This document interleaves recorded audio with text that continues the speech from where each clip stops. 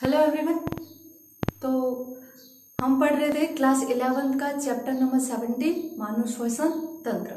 ठीक है, मानव श्वसन तंत्र के हमने 3 पार्ट कर लिए थे। आज जो हमारा पार्ट है वो कौन सा पार्ट है? 4th नंबर पार्ट है।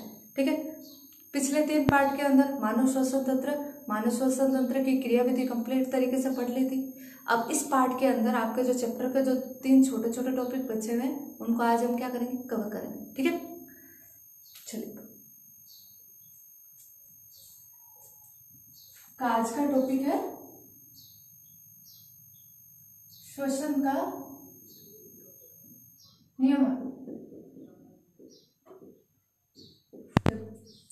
जो हम श्वसन करते हैं, सांस लेते हैं, छोड़ते हैं, जितना भी हमारा श्वसन तंत्र होता है, जो हमारे फेफड़े संकुचित होते हैं, शिथिलित होते हैं, ऑक्सीजन अंदर जाती है, CO2 बाहर जाती है, उस पूरे को कंट्रोल करने के लिए कोई तो बैठा होगा हमारे बॉडी के अंदर। तो हमारे जितने भी ऑर्गन होते हैं मोस्टली उन सब को जो कंट्रोल करने का काम कौन करता है भाई? हमारा मस्तिष्क करता है। तो हमारे मानव श्वसन तंत्र को कंट्रोल करना, उसको नियमन करने का कार्य भी कौन करता है भाई? हमारा मस्तिष्क ही करता है।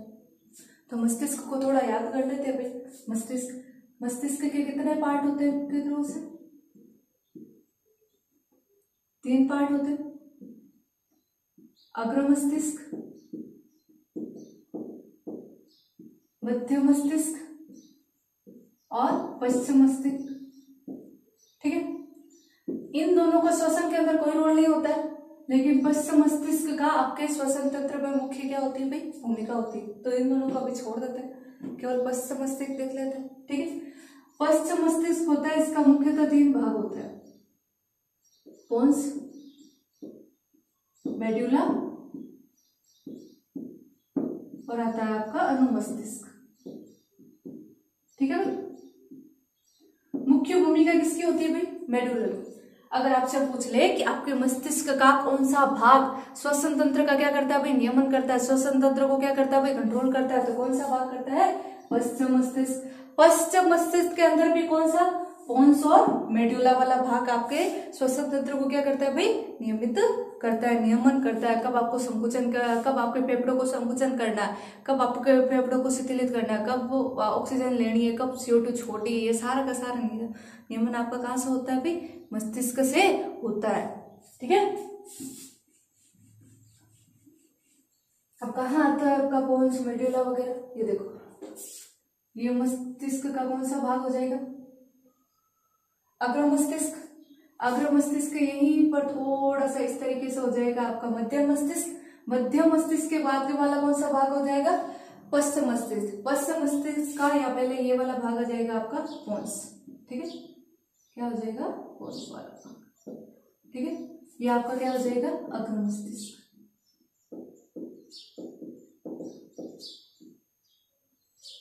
ठीक है, यह आपका हो जाएगा मध्य मस्तिष्क। और फिर ये हो जाएगा आपका मेडुला।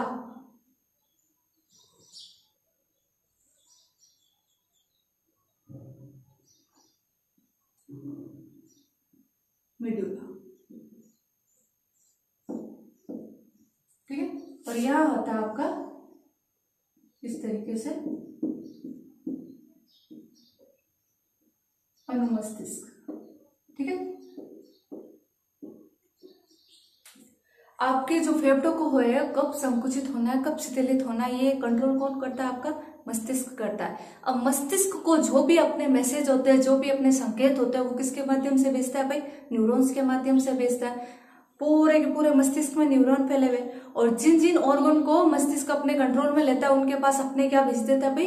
न्यूरॉन्स भेज देता है। तो आपके फेफड़ों के पास भी क्या जाएगा भाई? न्यूरॉन है। ये आपका मस्तिष्क है, यहाँ से न्यूरॉन्स कहाँ जाएंगे? फेफड़ों के पास। तो फेफड़े बना देते हैं अपने। ये अपने इस तरीके से 2 फेफड़े थे, ये दाया फेफड़ा और ये बाया फेफड़ा। ठीक है, फेफड़ों के ऊपर ये जो क्या पाई जाती है? प्लूरा पाई जाती है। प्लूरा क्या था? फेफड़ों के ऊपर जो लेयर पाई जाती है उसको तो क्या बोला था? विसरक। जो वृक्ष गुहा के आंतरिक तौर पर जो लेयर पाई जाती है उसको क्या बोला था, पेराइटल। और इन दोनों के मध्य क्या पाया जाता है, ध्रुव पाया जाता है, उसको क्या बोलते हैं, प्लूरल लिक्विड। और इस तीनों स्तरों को सम्मिलित रूप से क्या बोला था, प्लूरा। जो फेफड़ों का एक तरीके से सुरक्षात्मक क्या होता है, आवरण। जैसे हृदय का क्या होता है, पेरिकार्डियम, वैसे ही प्लूरा का सुरक्षात्मक आवरण क्या होता है भाई, फेफड़ों का सुरक्षात्मक आवरण होता है प्लूरा। ठीक है भाई, ये अब इसके यहाँ चारों तरफ क्या पाई जाती थी, इस तरीके से पसलियां थी, ये इस तरीके से, ठीक, ये पसलियां, ये इस तरफ,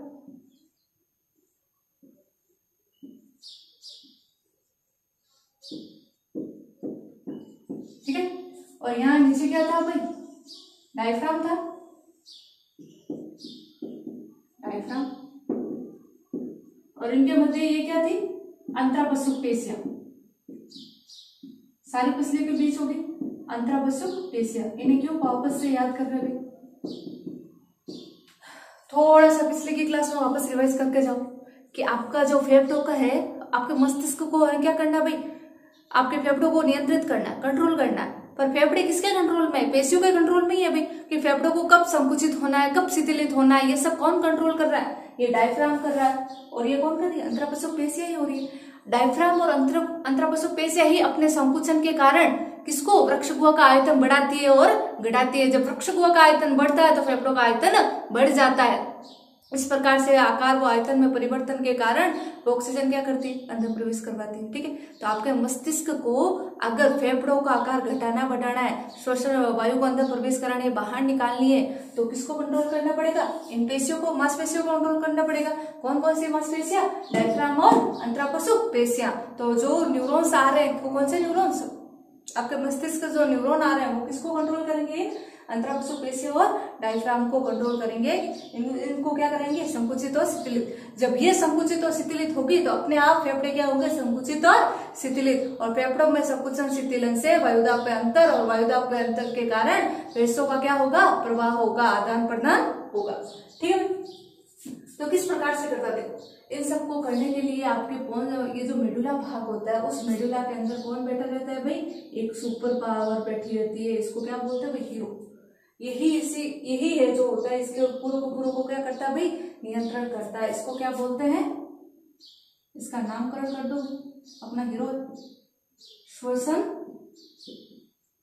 लय केंद्र। आपको क्वेश्चन पूछ सकते हैं 1 नंबर का, कि जो श्वसन तंत्र होता है, उसको जो नियमन होता है, संकुचन और शिथिलन, उसको जो कंट्रोल करने वाला जो केंद्र होता है, लय केंद्र, वो कहाँ होता है, आपके मेडुला के भाग में होता है। यही इसी के पास से क्या जाते हैं भाई, न्यूरॉन्स जाते हैं। इस पर यहाँ पर ये क्या पड़े रहते हैं, न्यूरॉन्स पड़े होते हैं, जो कहाँ तक जाता है ना, पेशियों, मांसपेशियों के तक, डायफ्राम और इन पेशियों तक क्या होते हैं, ये न्यूरॉन्स फैले रहते हैं।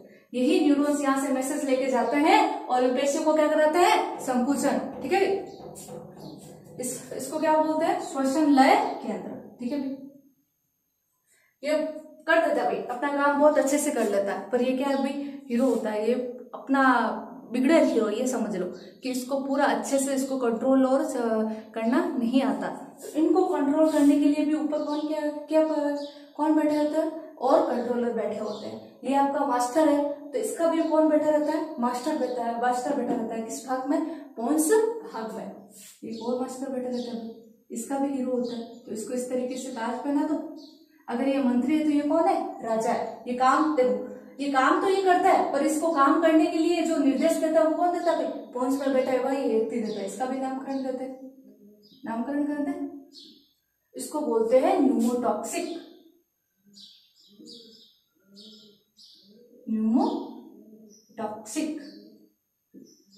ठीक है, न्यूमोटॉक्सिक, या इसको बोल सकते हो हिंदी में श्वास प्रभावी। ठीक है, इसका क्या काम है भाई, आपके इसको क्या कराना है भाई, संकुचन कराना है। ये अपने न्यूरॉन से फेफड़ों को क्या, मांसपेशियों को क्या करेगा भाई, मैसेज करेगा, क्या कर लो, संकुचन कर लो। जैसे ही इन्होंने क्या किया, संकुचन किया, आपकी देखो वापस से याद करो, जब आपकी मांसपेशियां संकुचित होती है, आपकी बाह्य अंतरापसुक पेशियां और डायफ्राम ये क्या कर रहा है, इन मांसपेशियों को क्या कराता है? संकुचन। मांसपेशियां जैसे ही संकुचित होती है, अंतरापशु बाह्य अंतरापशु पेशियां संकुचित और डायफ्राम क्या होगा? संकुचित। तो वृक्षगुहा का आयतन क्या होगा? बढ़ जाएगा। जैसे ही वृक्षगुहा का आयतन बढ़ता है तो फेफड़ों का आयतन भी क्या होता है? बढ़ जाता है। फेफड़ों का आयतन आकार बढ़ने से अंदर का वायु दाब क्या होता है? गिर जाता है वायुमंडलीय दाब की अपेक्षा। तो क्या होगा भाई? अंतःश्वसन। तो आपका जो ये लय केंद्र होता है ये किसको उद्दीपन करता है? अंतःश्वसन को क्या करता है भाई? अंतःश्वसन को क्या करता है? प्रेरित करता है। ठीक है, ठीक है भाई, इसने करा दिया भाई अंतःश्वसन प्रेरित कार्य। पर ये क्या करता है? केवल उसको क्या करता है भाई? पेशियों को संकुचन कराने का भी कार्य करता है। ये इतना बिगड़ेल होता है कि इसको याद ही नहीं रहता है कि इसने संकुचन तो करा दिया, वापस शीतलन तो कराया नहीं। अगर ये बार बार संकुचित कराता रहेगा, बार बार अपने न्यूरॉन्स भेजेगा, बार बार संकेत भेजेगा इन पेशियों को संकुचित होने के लिए, तो पेशियां जैसे ही संकुचित होगी फेफड़ों का आकार बढ़ता जाएगा, तो वायु अंदर प्रवेश करती जाएगी, अंतःश्वसन होता जाएगा, तो फेफड़ों का आकार धीरे धीरे खुल के फट नहीं जाएंगे। लेकिन हमें तो फटाने भी वापस इसको आकार घटाना भी तो है। क्यों? किसी को ऑक्सीजन लेनी नहीं है, हमने CO2 बाहर निकालनी भी है, अंतःश्वसन के साथ साथ निःश्वसन कराना भी है। तो ये बात इस बुद्धू वैसे आपको नहीं पता होती है।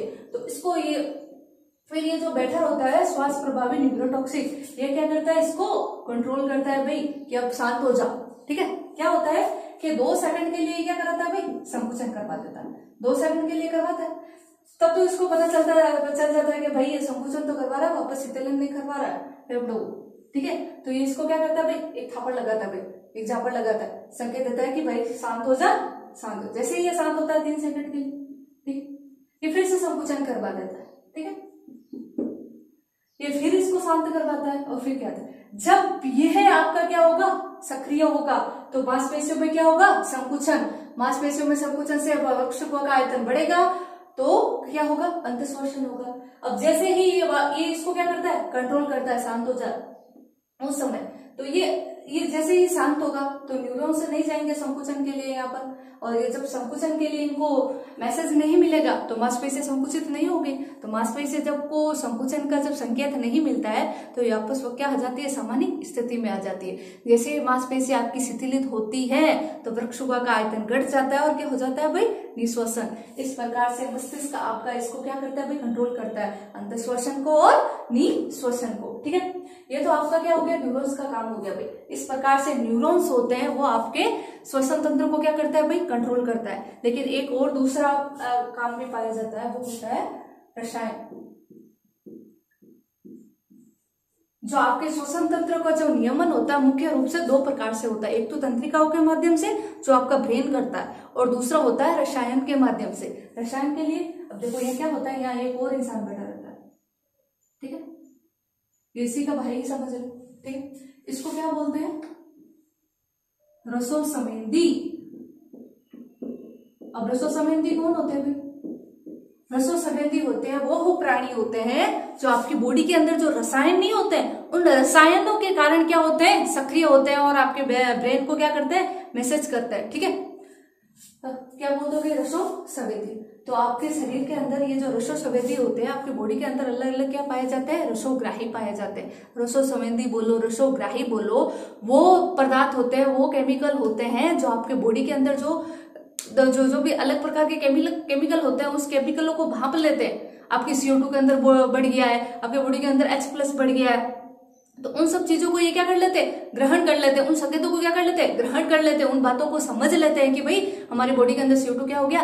बढ़ गया है। तो जब भी इनको इस तरीके की संवेदना प्राप्त होती है, इस संवेदना का मतलब क्या होता है कि जैसे कि ये आपको यहाँ हाथ को टच किया तो ये आपको क्या हुआ? संवेदना हुई थी। तो यह भी एक प्रकार के क्या होते हैं? रसोसवेदी होते हैं। जब भी आपकी बॉडी के अंदर CO2, H+ वगैरह का मैटर जब वो सांद्रता बढ़ेगी तो ये क्या हो जाते हैं? सक्रिय हो जाते हैं। और जैसे ये सक्रिय होते हैं, इसको क्या बोलते हैं भाई? इन सब की मात्रा क्या हो गई है? बढ़ गई है। तो ये अपनी श्वसन के संकुचन की दर क्या होगी? बढ़ा है। अब देखो ये रसोसवेदी कब सक्रिय होती है? ठीक है, जब भी आप एक्सरसाइज नहीं करते हो, बहुत ज्यादा जब एक्सरसाइज करोगे तो क्या होगा? आप एक्सरसाइज करोगे तो आपकी सेल्स भी उतनी ही ज्यादा क्या करेगी? वर्क करेगी। आप भागते जा रहे हो, सुबह जो वॉकिंग पे जाते हो, जॉगिंग पे जाते हो, दौड़ते हो, भागते हो, उस वक्त आपकी सांसें क्या होती है? बहुत ज्यादा फूल जाती है। इस तरीके से करते हो? नहीं करते। या फिर कुछ भी काम करते हो जो थका देने वाला हो तो आपकी सांसें क्या हो जाती है? बढ़ जाती है। उस स्थिति में क्या होता है जो आपकी सेल्स होती है उसको जल्दी जल्दी क्या चाहिए, वही ऊर्जा चाहिए होती है। वो जल्दी जल्दी क्या करती है, वो ऊर्जा का क्या करती है, उपभोग करती है, ऊर्जा बनाती है। मतलब क्या करती है, वो ग्लूकोज को, ये ऊर्जा बनाने का मतलब से आपको सिंपल से क्लियर याद होना चाहिए, क्या होगी, मेटाबॉलिक रिएक्शन होगी। कोशिका को क्या चाहिए, ऊर्जा चाहिए, तो वो क्या करेगी, मेटाबॉलिक रिएक्शन बढ़ाएगी अपनी सेल्स के अंदर, अपने घर के अंदर मेटाबॉलिक रिएक्शन क्या होगी, बढ़ाएगी। मेटाबॉलिक रिएक्शन का मतलब ग्लूकोज का टूटना, किसके अंदर, CO2 plus ATP plus H2O के अंदर। ठीक है, हो गया। ये बार बार आप भागते जा रहे हो, आपके बॉडी के अंदर सेल्स के अंदर मेटाबॉलिक रिएक्शन बढ़ते जा रही है। मेटाबॉलिक रिएक्शन जैसे जैसे बढ़ेगी तो आपकी बॉडी के अंदर क्या बढ़ती जाएगी, CO2 बढ़ती जाएगी। जब आपकी बॉडी के अंदर CO2 का क्या बढ़ जाता है, सांद्रता बढ़ती जाती है, तो ये CO2 जो आपके प्लाज्मा के अंदर कौन दौड़ रहा है, H2O दौड़ रहा है, उस H2O से क्या करता है, रिएक्ट करता है, और क्या बनाता है भाई, H2CO3। अब ये पढ़ा तो रहेगा नहीं, H2CO3 किसमें टूट जाता है, H प्लस और SCO3 माइनस में टूट जाता है। ठीक है, अब कौन हो गया, H प्लस। अब ये H प्लस कहाँ दौड़ रहे हैं, आपकी रक्त के अंदर दौड़ रहे हैं, कौन दौड़ रहे हैं, H प्लस और CO2। H प्लस और CO2 क्या दौड़ रहे हैं, आपके रक्त के अंदर दौड़ रहे हैं। ये H प्लस और CO2 दौड़ते अब ये रक्त वाहिनी आपके मस्तिष्क में भी तो जाएगी, मस्तिष्क के कौन से भाग में तो जाएगी। जैसे ही ये H प्लस और CO2 दौड़कर कहाँ जाते हैं, आपके इस रसो संवेदी के पास जाते हैं। तो इस रसो संवेदी, ये क्या होता है, रसो संवेदी मतलब केमिकल के प्रति क्या होता है, संवेदित होता है। संवेदना केमिकल को जैसे इसको केमिकल मिलता है, उसको क्या प्राप्त हो जाती है, संवेदना प्राप्त हो जाती है। और ये किसको सक्रिय करता है, एक पे अपने श्वसन लय केंद्र को, कि भाई जैसे ये CO2 और H प्लस तो इसके पास आते हैं, इसको पता चल जाता है कि भाई कोशिकाओं के पास CO2 क्या हो गया, ज्यादा हो गया है, उसको ऑक्सीजन क्या चाहिए, ज्यादा चाहिए, ऑक्सीजन की उसके पास कमी हो गई है। तो ये इसको क्या करता है भाई, मैसेज करता है, इसको क्या करता है भाई, सक्रिय करता है कि भाई क्या करा, अपने फेफड़ों को जल्दी संकुचन करा। अब 1 मिनट में 12 से 16 बार आपको श्वसन करने की जरूरत नहीं है, उस स्पीड को बढ़ा 18-20 कर, बहुत ज्यादा कर, ताकि तू ज्यादा स्पीड करेगा तभी तो ऑक्सीजन सेल्स के पास जाएगी।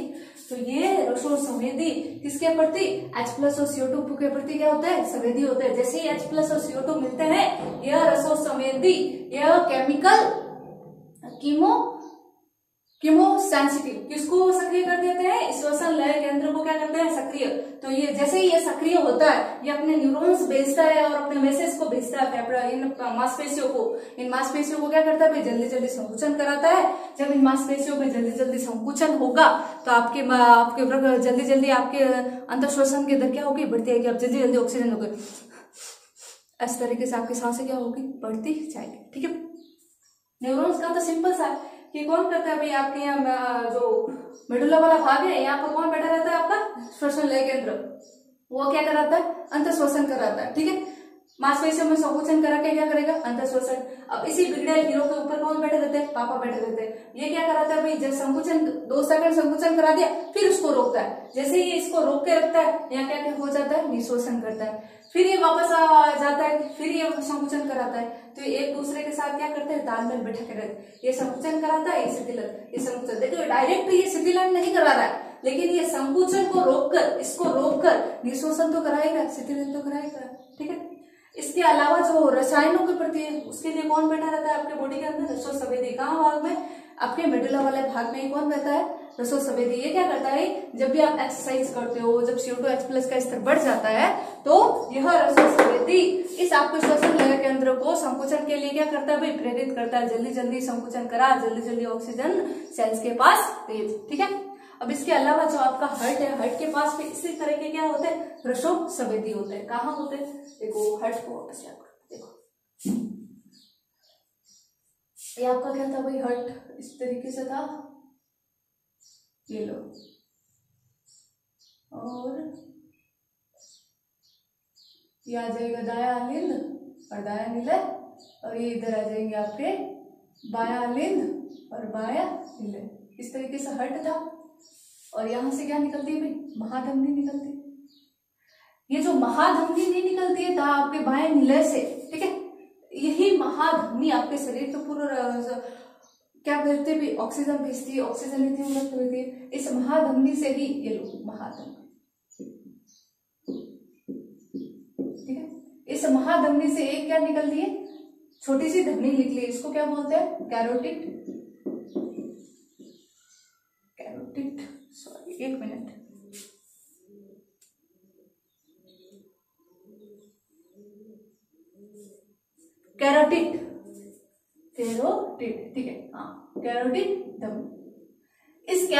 धमनी के अंदर कौन बैठे रहते हैं? रसो समिति। जिस प्रकार के यहाँ आपके पोन्स में नहीं बैठा था, वहीं पर यहाँ पर क्या बैठे रहते हैं? रसो समिति बैठे रहते हैं। ठीक है, ये रसो समिति एक तो आपके पोन्स भाग में पाया जाता है और दूसरे कहाँ पाया जाता है? हृदय की महाधमनी और कैरोटिड धमनी के पास। ठीक है, जो आपको ऑक्सीजनित रक्त होता है उसमें केवल ऑक्सीजन नहीं होती भाई, CO2 भी होती है। जब एक्सरसाइज वगैरह करते हो तो उसके अंदर आपके ऑक्सीजनित रक्त में ऑक्सीजन तो होगी, लेकिन जो CO2 की जो सांद्रता होनी चाहिए उससे थोड़ी क्या हो जाती है? ज्यादा हो जाती है। जैसे इनके पास आता है ये रक्त, यहाँ से आता है ऑक्सीजनित रक्त, अगर इसके अंदर सामान्य से ज्यादा CO2 और H+ मिलेंगे तो यह जो यहाँ से कौन रहते हैं? न्यूरॉन्स निकलते हैं, इसको क्या प्रेरित करते हैं? इसको सक्रिय करते हैं। और इसको क्या बोलते हैं भाई? जल्दी जल्दी क्या करा? संकुचन करा। इसने एक बार इसको खबर कर दिया भाई, जल्दी जल्दी संकुचन करा। ठीक है, अब यहाँ से भी इसको और मैसेज आ जाता है, और दबाव आ जाता है कि जल्दी जल्दी क्या करा भाई? संकुचन करा। हमारा जो शरीर है जो क्या कर रहा है? बहुत ज्यादा एक्सरसाइज कर रहा है बहुत, तो सेल्स को क्या चाहिए भाई? जल्दी जल्दी ऑक्सीजन चाहिए, जल्दी जल्दी उसको क्या बनानी है भाई? ऊर्जा बनानी। ये आपका था श्वसन का नियमन। ठीक है, होप आपको समझ में आया होगा। अगर नहीं आया है तो आप कमेंट बॉक्स में वापस से जरूर डालिएगा, मैं इसको अलग तरीके से फिर से समझाने की कोशिश करूँ। ठीक है, श्वसन का नियमन।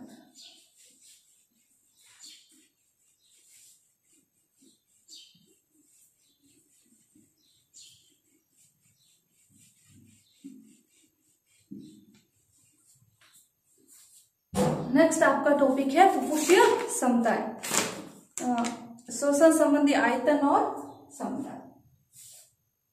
श्वसन संबंधी आयतन व क्षमता। देखो होता क्या, पहला आयतन कर लेते हैं। श्वसन आयतन, ठीक है। देखो पहला 4 आयतन पढ़ने हैं आपको, ठीक है। देखो मैं नाम लिख देती हूँ आपको। पहला 4 आयतन, पहला है जवारिया आयतन,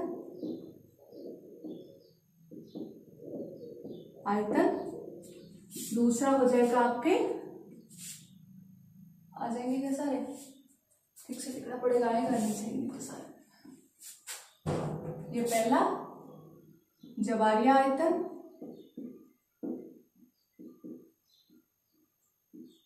दूसरा अंतःश्वसन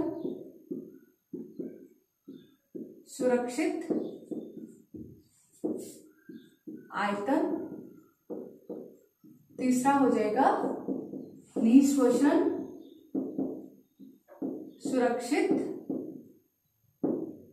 आयतन, और चौथा आयतन हो जाएगा अवशिष्ट आयतन।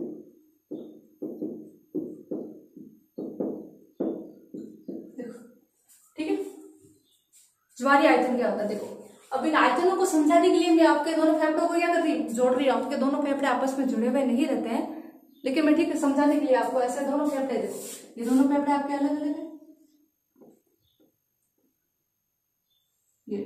ये दायां फेफड़ा और ये बायां, दोनों हैं आपके अलग अलग ये, ठीक है। पर मैं आपको इन दोनों को जोड़ के बता रही हूँ समझाने के लिए बस।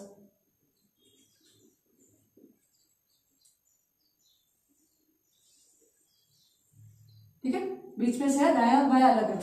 बस इस टॉपिक को समझाने के लिए आपको पूरा फेफड़ा में क्या मान लिया? एक मान। देखो ज्वारीय आयतन क्या होता है?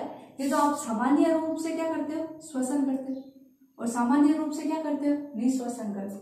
सामान्य श्वसन जो आप करते रहते हो, ये जो सामान्य रूप से अंतःश्वसन किया और सामान्य रूप से जो आपने निःश्वसन किया, उसी को क्या बोलते हैं भाई? ज्वारीय आयतन बोलते हैं। ठीक ठीक है, सामान्य रूप से क्या? अंतःश्वसन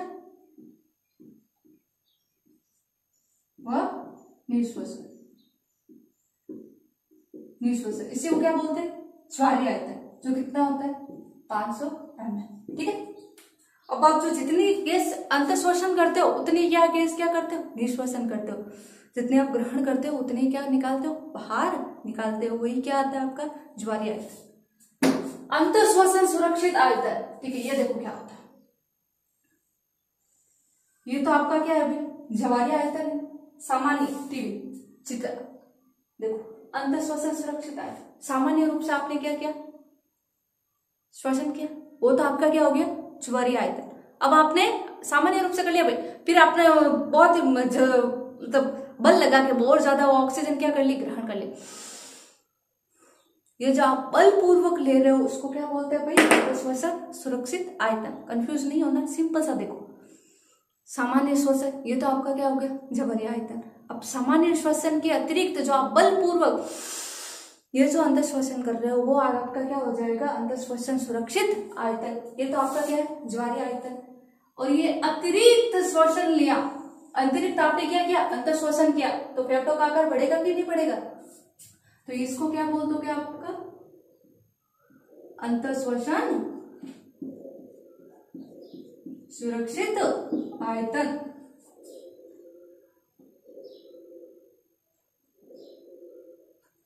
सामान्य अंत श्वसन के अतिरिक्त बलपूर्वक किया गया अंत श्वसन। ठीक है, आगे समझ। फिर आता है निश्वसन सुरक्षित आयतन। ठीक है, सामान्य रूप से आप देखो लिया, छोड़ दिया, ये आप जो सामान्य रूप से जो आपने निश्वसन किया वो तो आपका क्या हो गया, जवारीय आयतन। अब सामान्य से अतिरिक्त आप और जो निकाल सकते हो, निकालते हो बलपूर्वक, जो निकालते हो, जो आपने बलपूर्वक निश्वसन किया वो क्या हो जाएगा, निश्वसन सुरक्षित आयतन। ये तो आपका सामान्य फेफड़ों का आकार, जो सामान्य आपने निश्वसन किया, इसके अतिरिक्त आपने बलपूर्वक क्या कर लिया भाई, निश्वसन कर लिया, फेफड़ों का आकार क्या हो गया, घट गया।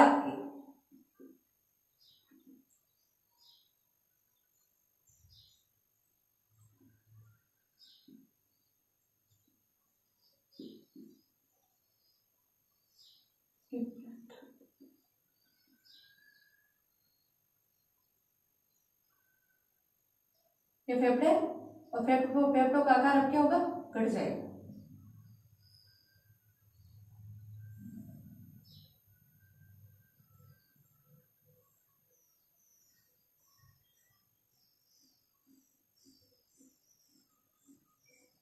इसको क्या बोल दो, निश्वसन सुरक्षित आयतन। ये क्या हो जाएगा, ऊपर सामान्य निश्वसन के अतिरिक्त बलपूर्वक किया गया निश्वसन क्या कहलाएगा, निश्वसन सुरक्षित आयतन। अब देखो अवशिष्ट आयतन, अवशिष्ट आयतन क्या हो जाएगा, अवशिष्ट आयतन वो होता है, देखो आपका सामान्य से फेफड़ा, ठीक है, सामान्य रूप से निश्वसन किया, ज्वारीय आयतन, थोड़ा बलपूर्वक और लगा के क्या किया, निश्वसन किया था, तो वो आ जाएगा निश्वसन सुरक्षित आयतन। लेकिन बलपूर्वक श्वसन, वायु बाहर निकालने के बाद बलपूर्वक निश्वसन करने के पश्चात भी आपके फेफड़ों के अंदर कुछ वायु क्या रह जाती है, शेष रह जाती है, उसी को क्या बोलते हैं, अवशिष्ट आयतन। तो क्या लिख दोगे, बलपूर्वक निश्वसन के पश्चात फेफड़ों में शेष वायु आयतन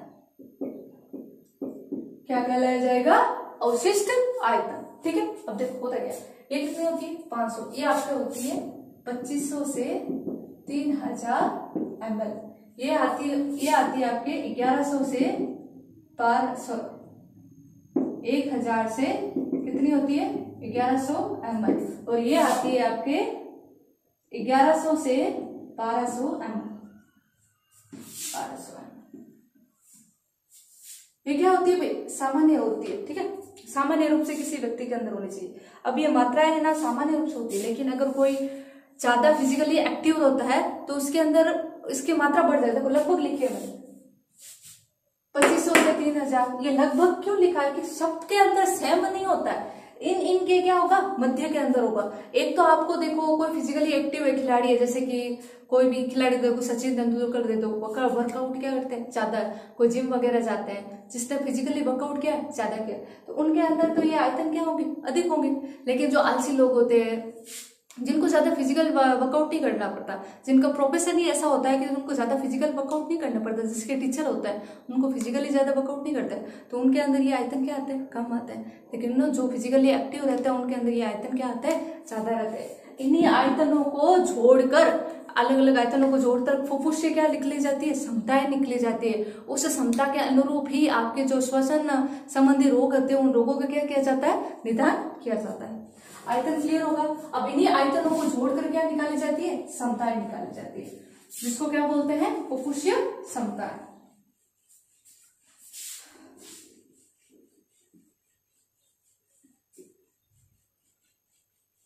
फुफ्फुसीय क्षमताएं या श्वसन क्षमताएं।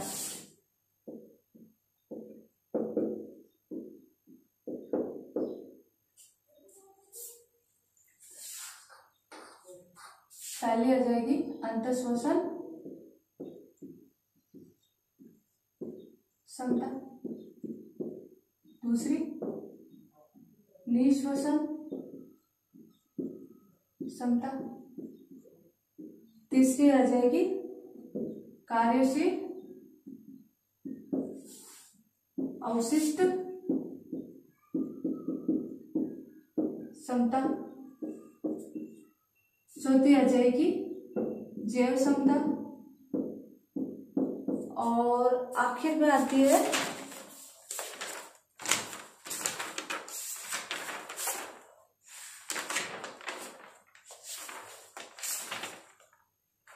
फेफड़ों की कुल क्षमता।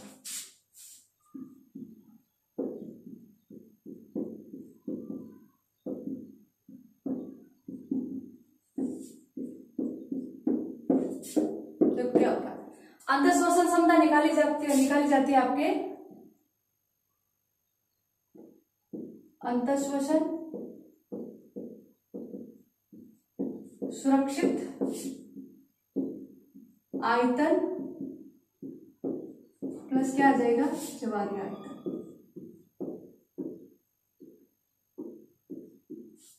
नेक्स्ट होती है निःश्वसन क्षमता, ये हो जाएगी आपके निःश्वसन सुरक्षित आयतन प्लस क्या आ जाएगा, जवारी आयतन। ठीक है, फिर आता है कार्यशील अवशिष्ट क्षमता, यह होती है आपकी निःश्वसन सुरक्षित आयतन प्लस क्या हो जाएगा, अवशिष्ट क्षमता, सॉरी अवशिष्ट आयतन। ठीक है, फिर आती है जैव क्षमता, ये हो जाएगी आपके अंतःश्वसन सुरक्षित आयतन, अंतःश्वसन सुरक्षित आयतन प्लस निःश्वसन सुरक्षित आयतन, निःश्वसन सुरक्षित आयतन प्लस क्या हो जाएगा, कार्यशील अवशिष्ट क्षमता। ठीक है, नेक्स्ट आता है फेफड़ों की कुल आयतन, तो ये हो जाएगा जैव क्षमता, सॉरी यहाँ आएगा आपका ज्वारीय आयतन, ज्वारीय आयतन। ठीक है, जैव क्षमता प्लस अवशिष्ट आयतन, इस तरीके से श्वसन संबंधी क्या निकाली जाती है, आयतन। अब आयतन की आपकी वैल्यू याद रखिए। ठीक है, अंतःश्वसन सुरक्षित आयतन कितना होता है, 2500 ले लो या 3000 ले लो या 2500 3000 के मध्य ले लो। ठीक है, 2500 ले लेते हैं, प्लस ज्वारीय आयतन कितना 500, बराबर कितना आ जाएगा, 2500 प्लस 500 3000 आ जाएगा। ठीक है, ये तो न्यूनतम है, अधिकतम कितना हो सकता है, ये 3000 हो सकता है, 3000 प्लस 500 तो ये कितना आ जाएगा 3500,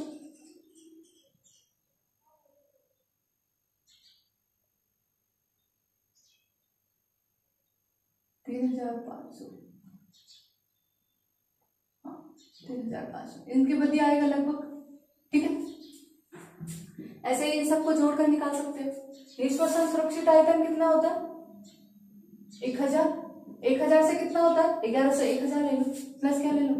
500 ले लो, तो कितना आ जाएगा? 1500। या फिर क्या ले लो? 1100 ले लो, प्लस क्या ले लो?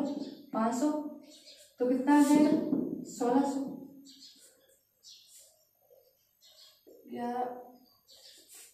ठीक है, निष्वसन सुरक्षित आयतन कितना होता है? 1000 से 1500 होता है, प्लस क्या दे रहा है? अवशिष्ट आयतन। अवशिष्ट आयतन कितना पढ़ा था हमने? 1000 से कितना पढ़ा था? सॉरी 1100 से कितना पढ़ा था? 1200 तक पढ़ा था। जोड़ ऐड कर लो।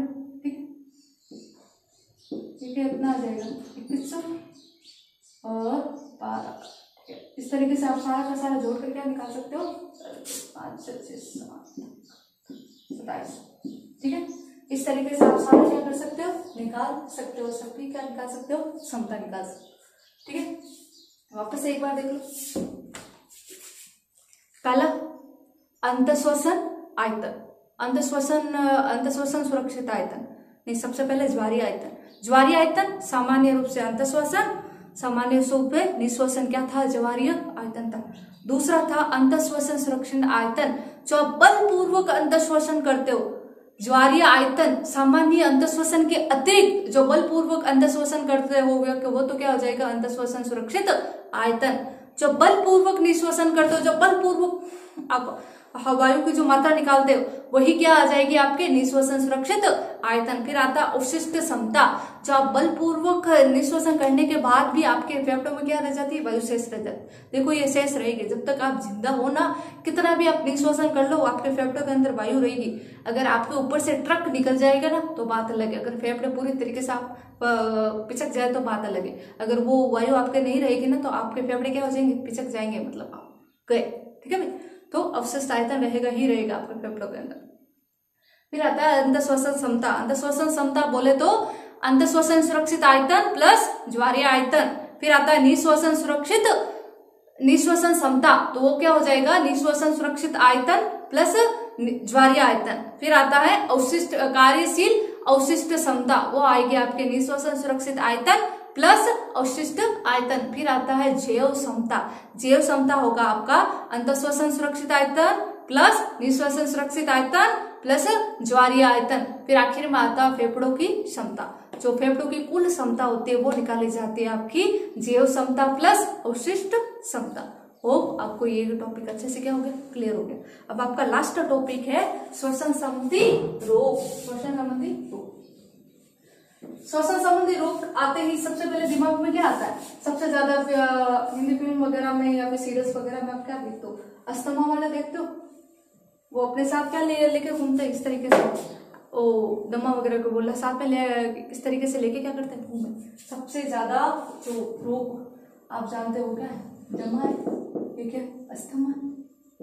देखो दमा और अस्थमा में अंदर क्या होता है? आपका जो ये श्वसन तंत्र नहीं होता है, ये श्वास नली, ये श्वसनी, ये फेफड़े और ये श्वसन, इनके अंदर क्या होता है कि ये जो आपकी नलियां नहीं है, श्वसनी, श्वसनिकाएं, श्वसनिका, श्वास नली, श्वसनी, श्वसनी, इनका आकार क्या हो जाता है? घट जाता है, ये पिचक जाती है।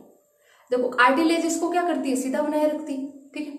लेकिन रोग की स्थिति है तो कुछ ना कुछ तो क्या होती है? खराबी होती है। तो ये जो आपकी श्वसनियां होती है वो आप क्या हो जाती है? पिचक जाती है। इन पिचकने की वजह से जो आप ऑक्सीजन जा रही है आपके फेफड़ों के अंदर, कोई दिक्कत नहीं, लेकिन उसको जाने के लिए क्या लगाना पड़ रहा है भाई? दाब लगाना पड़ रहा है। मतलब वो श्वसन तो कर पा रहे हैं, लेकिन उस श्वसन को करने के लिए उनको क्या लगाना पड़ रहा है? ऊर्जा खर्च करनी पड़ रही है। आपको ऊर्जा सामान्य स्वस्थ व्यक्ति को ये ऊर्जा खर्च करने की नहीं पड़ती, इसलिए हमें पता नहीं चलता है जब तक हमारी ऊर्जा खर्च नहीं होती, ठीक है। आराम से ये कार्टिलेज है तो कार्टिलेज जब तक होगा आराम से श्वसन वायु आएगी जाएगी, आएगी जाएगी। लेकिन दमा या अस्थमा की स्थिति पे क्या होता है कि जो श्वसनियां होता है, कार्टिलेज खराब, कार्टिलेज वगैरह कोई भी स्थिति समझो, ये क्या होती है? पिचक जाती है। इस पिचकने की वजह से और वायु को निकलने के लिए क्या लगाना पड़ता है? ऊर्जा खर्च करनी पड़ती है। इस ऊर्जा का खर्च करने की वजह से उनको सांस लेने में क्या आती है? तकलीफ आती है, ठीक है। फिर आता है ब्रोंकाइटिस। ब्रोंकाइटिस होता है कि आपकी जो श्वसन नहीं होती है उसको उसके अंदर आपको क्या होगी, जलन महसूस होती है। फिर आता है एम्फाइसीमा या वात स्फीति। इसके अंदर क्या होगा कि जो ये कुपिकाएं नहीं होती है श्वसन अंदर जाके, ये जो ये कुपिकाएं, ये कुपिकाएं क्या होती है, क्षतिग्रस्त होना क्या हो जाती है, स्टार्ट हो जाती है। बहुत सारी कुपिकाएं, जैसे कि मानो ये जा रही है, ये कुपिका, ये यहाँ पे फिर कुपिका, ये यहाँ पे फिर कुपिका, यहाँ पे फिर कुपिका। देखो ये कुपिका बनती क्यों है, देखो एक तो आप ये बताइए कि एक तो ये है भाग और दूसरा ये छोटे छोटे छोटे छोटे छोटे छोटे इस तरीके से।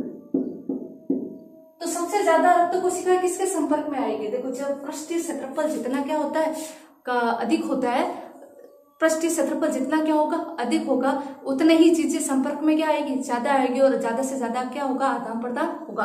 तो जो हमारा फेफड़ों के अंदर क्या कराना है, CO2 O2 का ज्यादा से ज्यादा क्या कराना है, आदान प्रदान कराना है। तो अगर इन शरीर फेफड़ों के अंदर कुपिकाएं नहीं होगी तो फेफड़ा होगा, तो ये पृष्ठीय आयतन है, ये पृष्ठीय आयतन इसका ज्यादा है, इसका ज्यादा है। हमेशा याद रखना, बड़े आकारों के अपेक्षा छोटे छोटे जो आकार होते हैं उनका पृष्ठीय आयतन क्या होता है, ज्यादा होता है। तो पृष्ठीय आयतन को बढ़ाने के लिए तो ज्यादा से ज्यादा क्या हो सके, CO2 O2 का आदान प्रदान हो सके, इस तरीके से कुपिकाओं का क्या पाया जाता है, कुपिकाएं पाई जाती है फेफड़ों के अंदर। तो इसके अंदर एम्फाइसीमा या वात स्फीति में क्या होता है कि जो आपकी कुपिकाएं होती है वो क्या हो जाती है, खराब होने स्टार्ट हो जाती है, क्षतिग्रस्त होना क्या हो जाती है, स्टार्ट हो जाती है। इन क्षतिग्रस्त होने की वजह से क्या होता है कि जो फिर है ना फेफड़ों को पृष्ठीय क्षेत्रफल क्या होता है, कम हो जाता है, जिसकी वजह से रक्त केशिकाएं और कुपिकाओं के मध्य संपर्क क्या होता है, कम हो जाता है। CO2 O2 का आदान प्रदान क्या हो जाता है, कम हो जाता है। इस वजह से आपको सांस वगैरह वो कमजोरी से क्या होनी महसूस हो जाती है। यहीं पर आपका चैप्टर नंबर 17 क्या होता है भाई, क्लोज होता है। होप आपको अच्छे से क्लियरली समझ में आया होगा। अगर आपको कहीं पर भी दिक्कत आ रही है तो उसको कमेंट बॉक्स में जरूर लिखिए, ताकि मैं आगे जाकर उसको क्या कर सकूं, इम्प्रूव कर सकूं। Thank you.